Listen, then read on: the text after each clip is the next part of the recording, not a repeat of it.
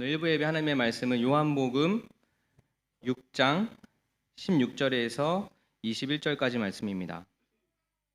요한복음 6장 16절에서 21절까지 말씀 저와 교독하며 읽겠습니다. 제가 먼저 읽습니다. 저물매 제자들이 바다에 내려가서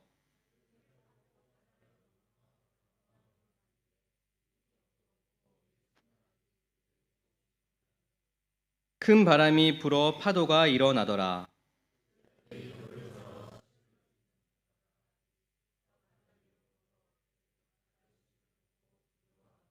이르시되 내니 두려워하지 말라 하신대 이에 기뻐서 배로 영접하니 배는 곧 그들이 가려던 땅에 이르렀더라.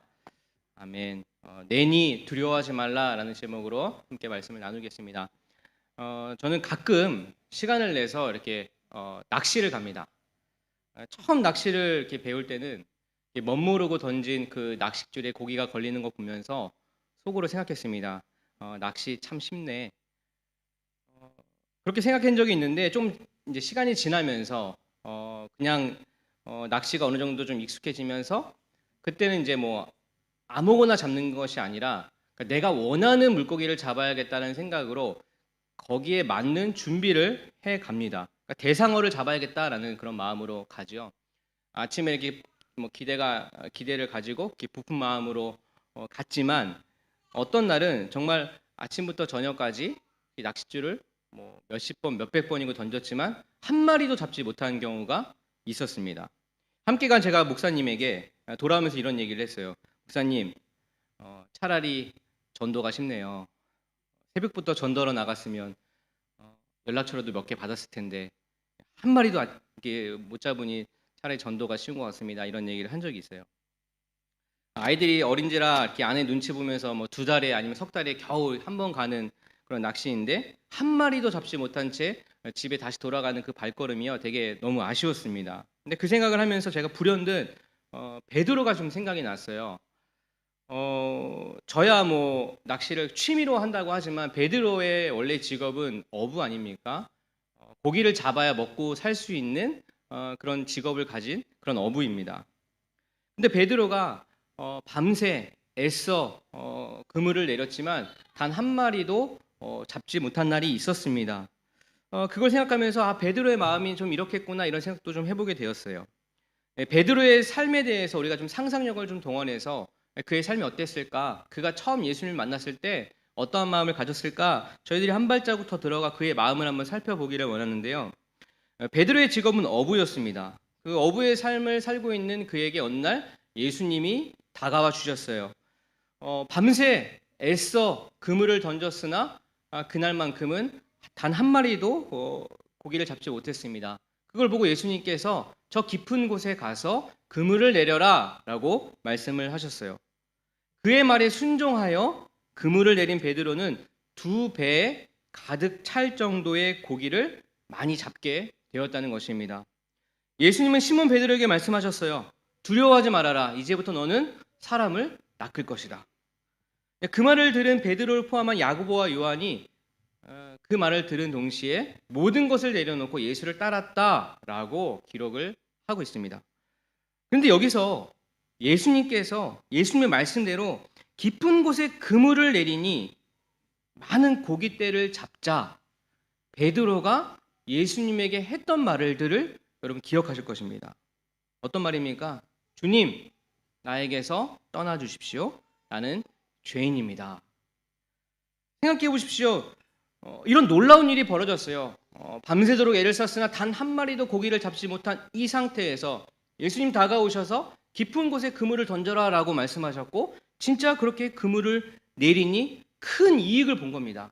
너무나 많은 물고기를 잡은 거예요. 그러면 보통 사람이라면 일반인이라면 당연히 예수님께 해야 될 말이 너무 감사합니다. 진짜 감사합니다. 제가 어떻게 이 은혜를 갚을 수가 있겠습니까? 하는 것이 보통 일반적으로 해야 될 말 아니겠습니까? 그런데 베드로는 뭐라고 했습니까? 감사합니다. 감사합니다가 아니라 주님, 나에게서 떠나 주십시오. 나는 죄인입니다. 라는 말을 했던 거예요.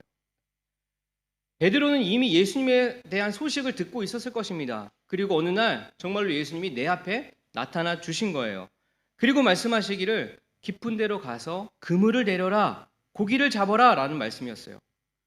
밤새도록 애를 썼으나 고기를 못 잡은 베드로는 예수님의 말씀에 따라 분명 순종을 하긴 했지만 과연 그의 속마음이 어떠했을까? 한번 생각해 보자는 것입니다. 필시 그의 마음은 순종을 하긴 했지만 예수님의 말씀에 비웃고 있지 않았을까? 이런 생각을 해보게 되었어요. 당신이 뭘 알아? 난 어부란 말이야. 나는 평생 이 일을 했던 사람이야. 난 이걸 잡아야지 먹고 사는 사람이야. 내가 여기에 전문가야. 이러한 마음으로 예수님의 말씀에 순종하지 않았을까? 그런 마음으로 순종했던 것인데 말씀하신 대로 정말로 반신반의해서 이렇게 했는데 정말로 고기가 많이 잡히자 순간 마음에 찔림이 있었을 거라 생각이 들어요. 자기의 민낯이 드러난 것이죠. 그리고 그는 이렇게 이야기합니다. 주님, 저는 죄인입니다. 그리고 떠나가 주십시오라고 이야기를 했던 것입니다. 주님은 말씀하십니다. 두려워하지 말아라. 이제 너는 사람을 낚을 것이다. 베드로는 예수님을 따라 나섰습니다. 모든 것을 버려두고 떠났다고 기록되어 있어요. 근데 여러분 생각해 보십시오. 아무리 그때 내가 다른 마음 품고 있어서 예수님의 말씀에 마음이 찔림이 있었어요. 아, 진짜 예수님이구나. 기적이 벌어졌구나. 그렇다고 하더라도 어떻게 그 순간에 모든 것을 버려놓고 예수님을 바로 따를 수가 있었을까요? 아무리 눈앞에 기적을 보았지만 아무리 그분이 예수님이라고 하지만 한 번도 경험해 보지 못한 그 예수님을 따라서 어떻게 당장 모든 것을 내려놓고 그 자리를 떠날 수 있었을까요? 과연 그 마음이 어디서 나왔을까요? 베드로에게 있었어요. 평소에 좀 답답한 마음 있지 않았을까요? 지금의 현실에서 뭔가 벗어나고 싶은 마음 있지 않았을까요? 매일매일 반복되는 일상 속에서 뚜렷한 목표와 목적이 없는 그 삶에서 좀 해방되고 싶은 마음 있지 않았을까요? 여기서 목사들의 거짓말 2편, 제가 지난번에 일부 예배 오신 분들 목사들의 거짓말 1편 얘기해 드린 적 있죠. 첫 번째, 밥 먹었습니다. 커피 마셨습니다. 그 거짓말이라고 했어요. 밥도 안 먹고 커피도 안 먹었는데 그냥 성도님들 좀 부담될까 봐 그냥 습관적으로 밥 먹었습니다. 커피 마셨습니다. 이렇게 이야기를 해요. 제가 그 이후로 매주 커피 얻어 마시고 있습니다. 뭐 커피 마셨다고 저도 습관적으로 또 그랬어요. 아이 거짓말이잖아요. 이렇게 해가지고 진짜 마셨는데 불구하고 몇 잔씩 얻어 마셨어요. 두 번째, 괜찮습니다. 괜찮게 뭘 괜찮습니까? 나도 슬프고 나도 어렵고 나도 화나고 그렇지만 목사라 이렇게 늘 좋은 척 웃으면서 다닐 때가 많다는 거예요. 세 번째, 저도 부럽습니다. 저도 좋은 거 갖고 있으면 부럽고 갖고 싶고 그런 마음이 들어요. 여기서 목사들의 거짓말 2편, 평생 목사로 살고 싶다. 물론 그런 분들 계시겠지만 아닌 것 같아요. 이 말씀이 겨우 우리 성도님들에게는 좀 실망스러운 말이 될 수도 있겠지만 이 말에는 여러 의미가 있습니다. 왜냐하면 목사들은 어쨌든 간에 영향력이 있어요. 그리고 설교권이 있습니다. 근데 설교를 한 대로 사실 그걸 다 지키면서 살기가 결코 쉬운 일은 아닙니다. 부담이 되고요. 저는 늘 약간의 긴장감이 있어요.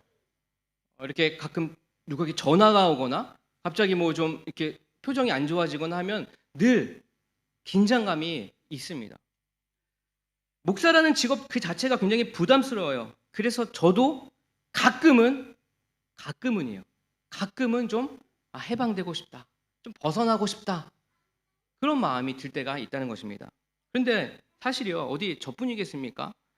여기에 있는 우리 모든 성도님들 어딘가에 다 소속이 되어 있어요. 엄마 아빠로 아니면 아들과 딸로 아니면 누구의 아내와 남편으로 그렇게 살고 있지 않습니까? 또 회사에서는 사장으로 대표로 또 직원으로 과장으로 부장으로 임원으로 이 모든 것에 어딘가에는 소속되어 있지 않습니까? 물론 너무나 만족해 너무나 감사해 하시는 분들도 있겠지만 대부분의 많은 분들이요 때로는 좀 여기서 좀 벗어나고 싶다 여기서 좀 해방되고 싶다라는 마음도 갖고 있지 않으십니까? 설마 저만 그런가요? 예. 살면서 때론 이런 마음을 가질 때가 아마 있거나 있었을 것입니다. 찬양의 가사처럼 이 땅에 우리 모두는 사랑받기 위해 태어났습니다. 이 땅에서 하나님이 만들어 놓으신 이 땅을 즐기며 또 다스리며 정복하며 마땅히 행복을 누구나 누려야 함에도 불구하고 무언가에 갇혀 답답한 삶이 연속되어지고 심지어 자신이 내가 지금 어디에 갇혀 있는지 내가 지금 뭐 때문에 답답해 하고 있는지도 모른 채 살아갈 때가 종종 있다는 것이죠. 그것보다 더 심각한 건 내 자신이 지금 불행한지 아니면 행복한지 그거인지도 잘 모를 뿐더러 서로의 답답함이 있지만 서로의 그 말로 표현할 수 있는 무언가가 있지만 그걸 서로 묻지 않기로 더 이상 알아보지 않기로 그 선을 넘지 않기로 서로가 암묵적 합의를 한다는 것입니다. 선을 넘으면 안 되는 거야. 딱 거기까지. 인생이 다 그런 거야. 야, 너만 힘드냐? 우리 모두 힘들어. 그거 뭐하러 티내?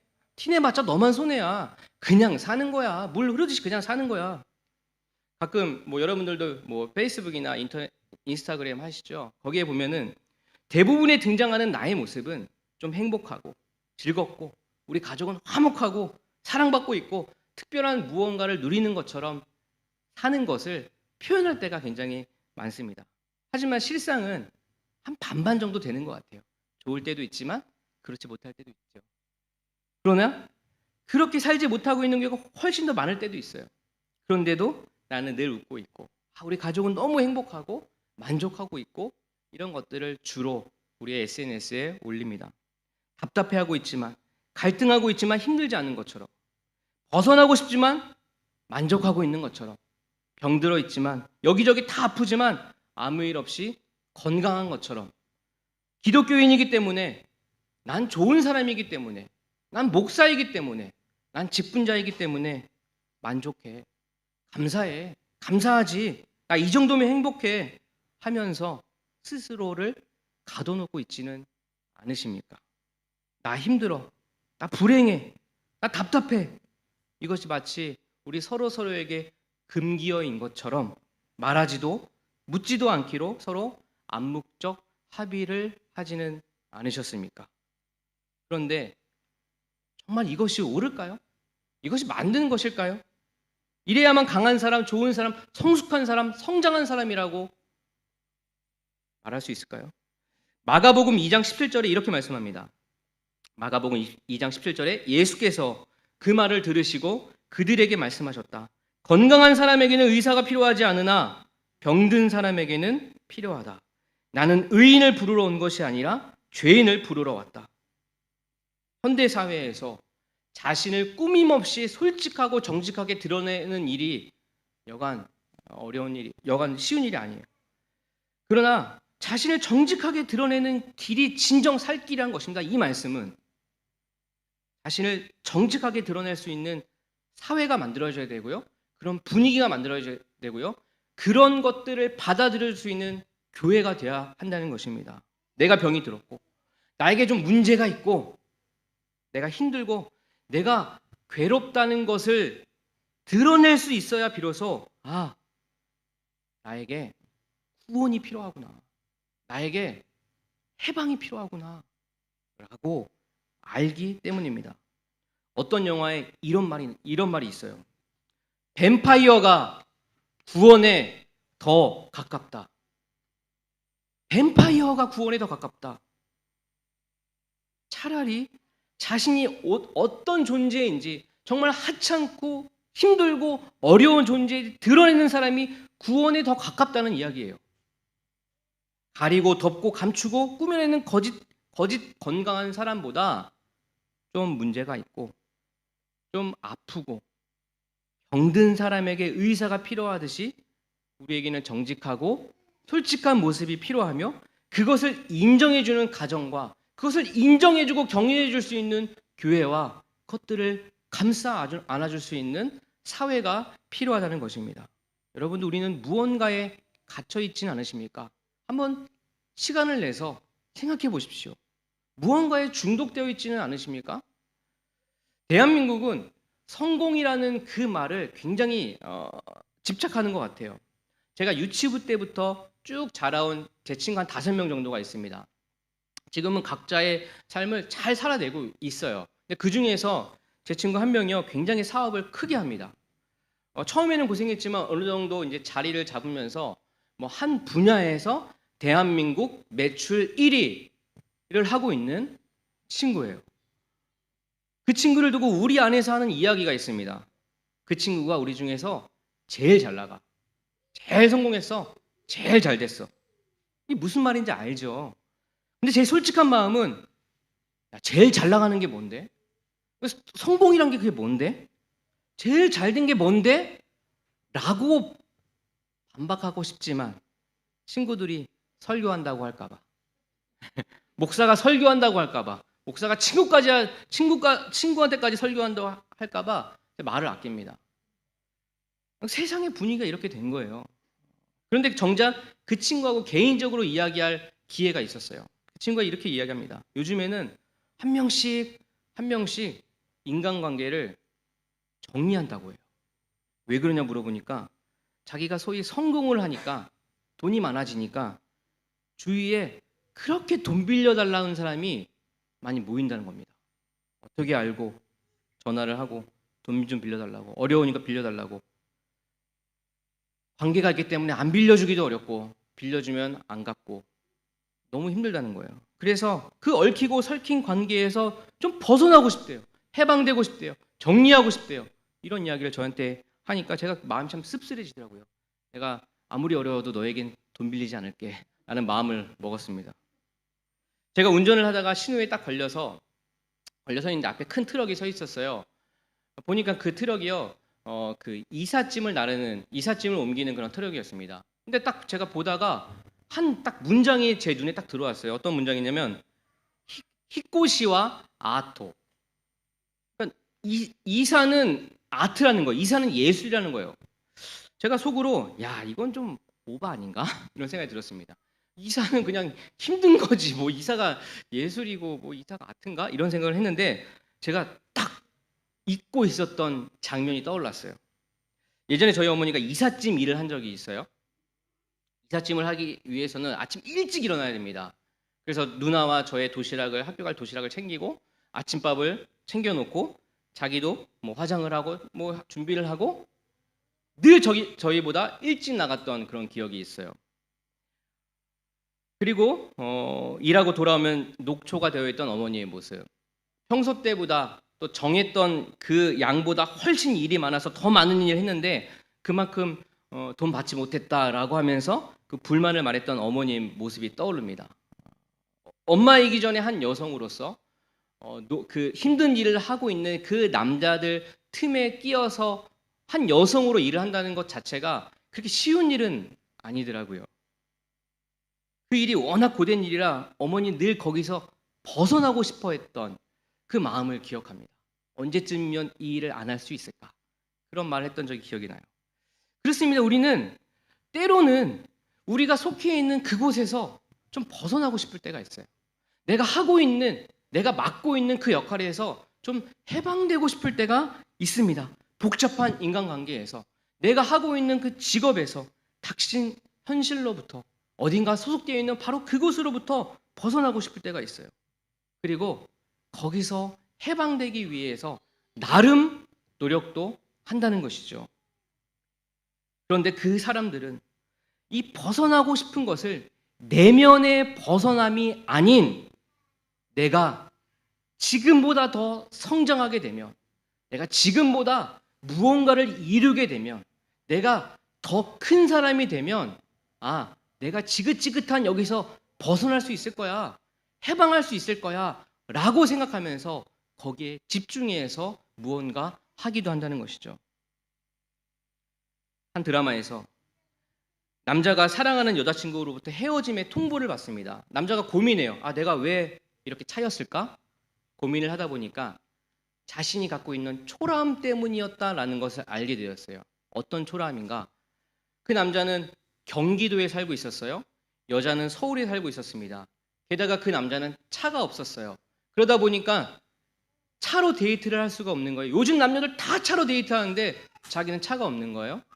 한 번도 여자친구를 집까지 데려다 줘본 적이 없는 거예요. 아, 내가 이렇게 경기도에 살고 있고 차도 없으니 이 초라함 때문에 내가 차였구나 라고 자책합니다.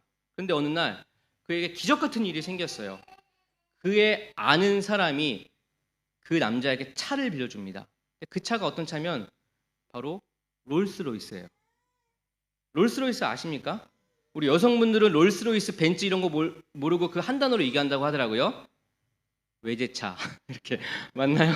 롤스로이스라는 굉장히 고급차가 있어요. 그 차를 타고 막 다닙니다.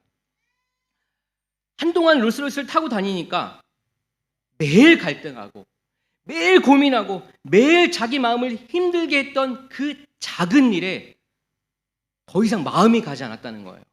더 이상 고민하지 않았던 거예요. 롤스로이스를 타니까 자신이 큰 사람이 되어 있었던 거예요. 큰 사람이 되니까 평소에 고민하고 평소에 갈등하고 평소에 그 마음의 어려움을 겪었던 작은 일이 진짜 작은 일이 돼버린 거예요. 그거 별거 아니구나. 나는 롤스로이스 타는데. 나는 이만큼 큰 사람인데. 신기하게도 마음이 넓어져 있는 걸 경험하게 돼요. 신기하게도 이해심이 넓어진 것을 경험하게 됩니다. 그런데 시간이 얼마 지나지 않자 롤스로이스 약발이 떨어진 거예요. 한 6개월쯤 되니까 더 이상 큰 사람처럼 느껴지지 않는다는 거예요. 여전히 그 작은 일에 또 내가 집중하고 있고 그것 때문에 열받아하고 그것 때문에 갈등하고 있고 그것 때문에 힘들어하고 있는 자신을 발견하게 된 것입니다. 여러분, 롤스로이스가 6개월 안 갑니다. 무언가 내가 이루었다는 그것이요 6개월 이상 안 간다는 거예요. 어떤 자리에 오른다고 하더라도 내면의 해방이 아니라면, 내면의 벗어남이 아니라면 다시 그 자리로 돌아오기 마련입니다. 그것이 자기 것이 아니기 때문에, 그 롤스로이스가 진짜 내 것이 아니기 때문에 나는 또 초라해지고 맙니다. 그거를 우리는 뭐라고 이야기하냐면 바로 그것을 우상이라고 이야기를 해요. 많은 사람들이 마음의 허무함, 마음의 초라함을 채우기 위해 가짜를 집어넣는 일이 되게 많습니다. 그리고 결국은 다시 원점으로 돌아옵니다. 그게 마귀의 계략이고 그게 우상인 것입니다. 그러기에 사람의 진짜 속마음은요, 사실 아가페 사랑을 갈급합니다. 누구나 다 아가페 사랑을 요구한다는 거예요. 본능적으로 하나님이 우리를 그렇게 만드셨고 그런 사랑을 받았기에 우리는 처음 그때로 돌아가고 싶어 한다는 것입니다. 기브앤테이크가 아닌, 카톡이 오는 만큼 보내는 것이 아닌, 네가 주는 만큼 나도 그만큼만 주는 것이 아닌, 내가 주는 만큼 받아야 하는 그런 사랑이 아닌, 아무 조건 없이, 아무 문제 없이 그냥 부어주시는 진정한 아가페 사랑을 우리 인간이라면 모두 원한다는 것입니다. 현대인들은 사랑에 목말라해요. 답답해합니다. 사람이라면 모두가 아가페를 갈구합니다. 왜냐하면 아가페 사랑만이 우리의 진짜 초라함, 우리의 진짜 허무함을 채워줄 수 있기 때문이에요. 물론 부모의 사랑, 자식의 사랑, 연인 간의 사랑, 부부의 사랑도 어느 정도는 아가페 사랑을 구현해낼 수 있습니다. 그러나 아시다시피 인간은 도저히 완벽한 아가페 사랑을 할 수 없는 존재라는 것입니다. 오늘 본문 말씀 요한복음 6장 16절에서 21절 말씀 다시 한번 읽어보겠습니다. 6장 16절에서 21절까지. 날이 저물었을 때에 예수의 제자들은 바다로 내려가서 배를 타고 바다 건너편 가버나움으로 갔다. 이미 어두워졌는데도 예수께서는 아직 그들이 있는 곳으로 오시지 않았다. 그런데 큰 바람이 불고 물결이 사나워졌다. 제자들이 배를 저어서 심려리쯤 갔을 때였다. 그들은 예수께서 바다 위로 걸어서 배에 가까이 오시는 것을 보고 무서워하였다. 예수께서 그들에게 말씀하셨다. 나다, 두려워하지 말아라. 그래서 그들은 기꺼이 예수를 배 안으로 모셔들었다. 배는 곧 그들이 가려던 땅에 이르렀다. 제자들은 날이 저물매 자기들끼리 바다로 갔습니다. 그리고 자기들끼리 배를 탔어요. 주님은 옆에 계시지 않으셨습니다. 그런데 그때 바람이 막 불기 시작하더니 파도가 막 치기 시작해요. 보고 깜깜한 어두운 그 밤에 두려웠을 것입니다. 옆에 늘 계셔야 할 주님이 안 계시니 더 무섭고 더 불안했던 것이죠. 겨우겨우 노를 저어 10리쯤 갈 때쯤에 누군가 바다 위로 쑥 걸어오시는 거예요. 자기들의 주님이심에도 불구하고 그들은 겁에 질려서 주님을 알아보지 못해요. 더 무서워졌습니다. 우리 예수님은 우리와 늘 함께하게 하겠다고 약속해 주셨어요. 떠나지 않겠다고 우리에게 말씀해 주셨습니다. 그런데 본문의 제자들처럼 마치 우리는 우리끼리 사는 것처럼, 때로는 내가 혼자인 것처럼 그렇게 느껴질 때가 있어요. 그리고 그 기간이 꽤나 길어질 때가 있습니다. 그리고 우리는 기다리다 지쳐 혼자 있어서 어렵고 힘들어서 아무것도 없는 세상 속에서 여전히 힘든 현실과 갈등할 때가 있어요. 한 드라마의 주인공이 그랬어요. 사랑하는 사람이 하루아침에 떠나버렸습니다. 내가 정말 모든 것을 다 주기로 마음먹었던 그 대상이 하루아침에 떠나버렸고 연락도 안 되고 아무것도 안 돼요. 모든 걸 주어도 아깝지 않을 만한 그 사람이 사라지니까 답답해해요. 절망해합니다. 절망 가운데 그 사람 만나서 새로운 희망을 갖게 되었는데 그 사람이 사라지니 다시 원점으로 돌아갑니다. 그 드라마 주인공이 퇴근을 하고 집에 가는 길에 걷고 있는데 위에서 밤송이가 딱 떨어집니다. 딱 맞아요. 아야! 그러면서 배우가 하는 말이요. 이렇게 말을 합니다. 이게 왜 꼭 당신 같지요? 엉뚱한 곳에서 엉뚱한 것들이 나 여기 있어 라고 말하는 것 같아 라는 독백을 합니다. 눈에 보이는 주님과 우리가 늘 함께 할 때는 모든 것들이 순탄하게 지나갈 것만 같고 그냥 평안하고 만족할 것만 같았는데 주님과 떨어져 있으니 파도가 치기 시작하고 날은 어두워지고 눈에 그런 것들이 비바람이 나를 쓰러뜨릴 것 같고 다시 어둠이 찾아온 것 같을 때가 있다는 거예요. 내가 주님을 믿고 있지만 주님이 옆에 없는 것처럼 느껴질 때가 있어요. 교회 안에서 함께 믿는 사람들과 예배를 드리고 함께 식사를 하고 봉사를 하고 교제를 하고 이야기를 할 때는 여기가 진짜 천국이구나. 이 좋은 사람들과 평생 무언가 같이 하고 싶다라는 마음을 먹지만 교회 밖을 나가는 그 순간부터 현실과 맞닥뜨리게 되면서 또다시 불안함과 현실이 찾아오고 또다시 답답함과 갈등을 또다시 마주해야 하는 또다시 혼자 있는 것 같은 그래서 받았던 은혜, 받았던 축복은 뒤로 한 채 그냥 대충 살자. 물 흐르듯이 그냥 그렇게 살자. 자신의 인생에 그리고 현실에 어느 정도 타협해 버리려고 하는 그 순간 엉뚱한 곳에서 엉뚱한 것이 마치 밤송이가 머리에 떨어지면서 하는 말이 나 여기 있다. 두려워하지 말아라. 이제 그만 일어나야지. 라는 음성이 여러분들 삶 가운데 우연찮게 찾아올 때는 혹시 없으셨습니까? 주님은 우리에게 약속하신 대로 늘 함께하고 계시고 여전히 나를 보고 계시고 여전히 우리를 포기하지 않고 계시고 여전히 우리를 붙들고 계십니다. 혹이나 완전히 나락으로 실망하고 절망하여 혹이나 완전히 나락으로 가지 않도록 늘 우리를 보고 계신다는 것입니다. 큰 바람이 불고 물결이 사나워지고 어둠 속에 있을 때 우리 주님은 마치 우연하게 찾아온 듯 그렇게 말씀하십니다. 나다 두려워하지 말아라. 내니 안심하여라. 그 우연에 찾아오면요.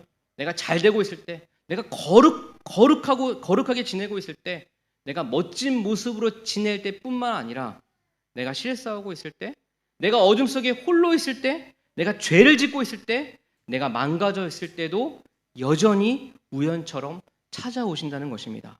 그리고 그분은 그런 내 상태에 대해서 한마디도 하지 않으십니다. 너 왜 이러고 있니? 너 왜 죄를 짓고 있니? 너 나랑 약속하지 않았니? 이런 말을 하지 않는다는 거예요. 그 대신 나다 두려워하지 말아라. 내니 안심하여라.